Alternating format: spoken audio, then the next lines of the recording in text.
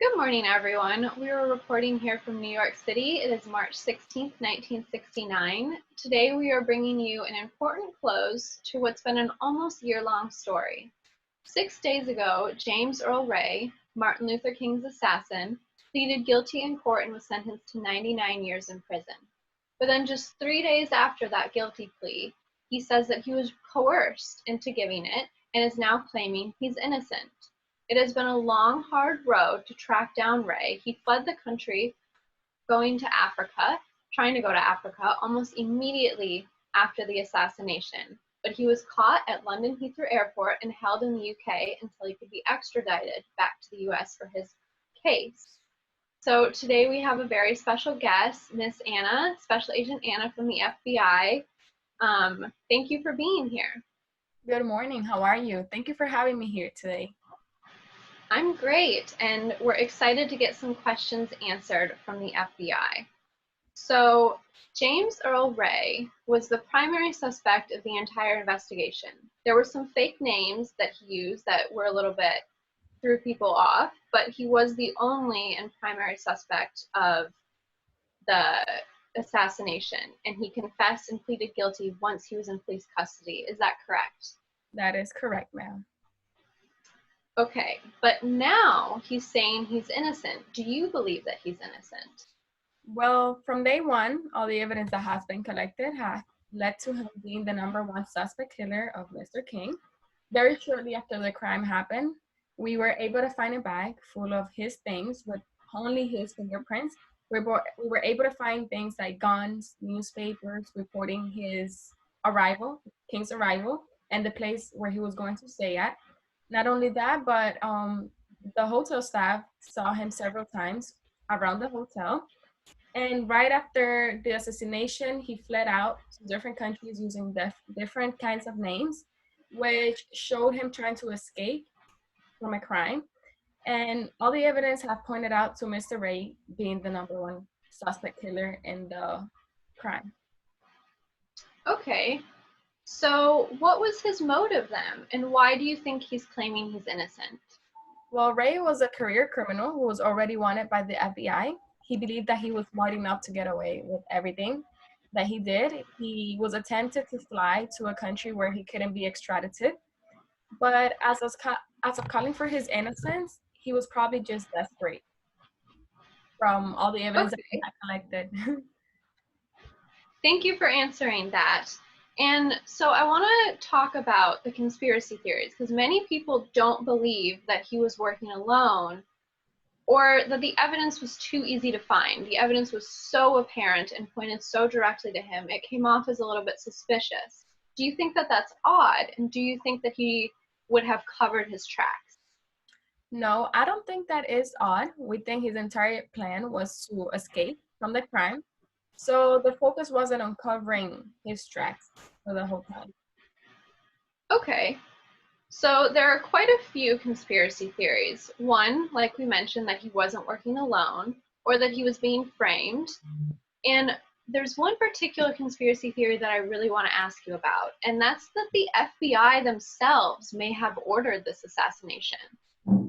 It is a ridiculous accusation with no evidence that to support it.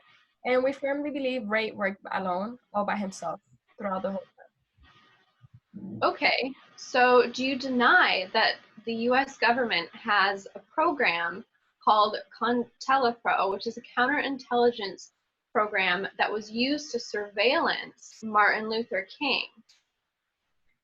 Yes, we had a surveillance on Martin Luther King, but it was only to ensure the safety of the public, the US, and Mr. King.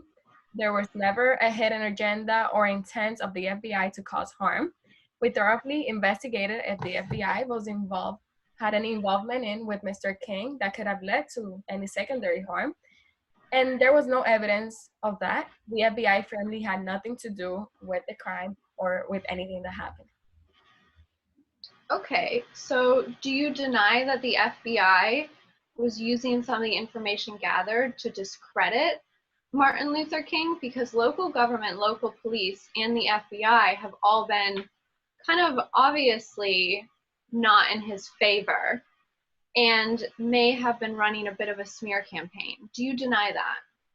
The FBI is not involved in local government and local police. The FBI was responsible for some activities with Mr. King that may have discredited his message or character many years before his assassination.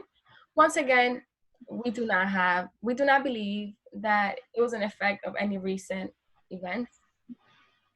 Okay, so I want to move on from that. Much of this case is supposed to not be public. I've heard a lot of it was kept private in the courtroom, so a lot of the information around the case was never released to the public. Yes, that's right. This is common in any case, many different cases. Many things just remain confidential. Okay, so do you believe the information that is only available to the court, if made public, could discredit some of these theories or give a more clear idea of Mr. Ray's motive? I wish I could be more helpful in that part, but I'm not able to answer any questions on confidential files. All I can say is that it was suspected that Ray may have had some involvement with white supremacist groups, and that's all I can say about that. Okay, so that could have been his motive. One last theory that I want to touch on was that Mr. Ray was hired for a job to kill or assassinate Martin Luther King, or that possibly he suspected there was a bounty on Mr. King's head, and that's why he was driven to assassinate him. Is there any evidence that he was hired or seeking a bounty? That was definitely a big theory the FBI had as well as the beginning, that Ray may have had financial motives for the assassination. Unfortunately, we were not able to find sufficient evidence that Ray may have been bought. We also are not aware of any bounties that Martin Luther King may have had, but we know that he had people who opposed him, so that many have been a factor. Ray did not have any money when he fled to all those different countries, and which means that he did not receive any money from anyone.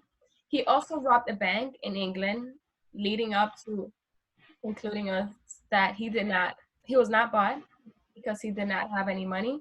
So he was just sitting out for money.